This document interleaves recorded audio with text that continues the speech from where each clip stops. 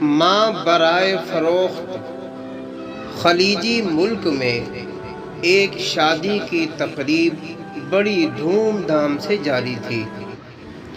دلہا دلہن بڑی شان اور شوکت کے ساتھ اسٹیج پر براجمان تھے۔ دلہن نے دلہا کے کان میں کہا، اپنی ماں کو اسٹیج سے اتار دو کیونکہ میں اسے ناپسند کرتی ہوں۔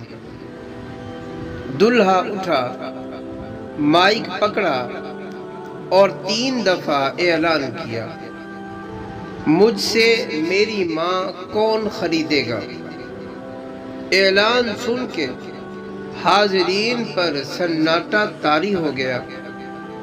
پھر دلہا بولا، میں اپنی ماں کو خود ہی خریدوں گا۔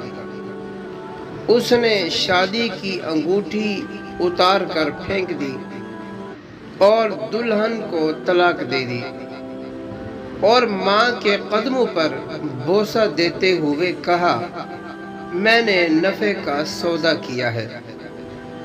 حاضرین میں سے ایک آدمی نے کھڑے ہو کر اعلان کیا، میں اس نوجوان کے ساتھ اپنی بیٹی کا نکاح کرتا ہوں، اور کہا، اس سے بہتر میری بیٹی کو خامد نہیں مل سکتا۔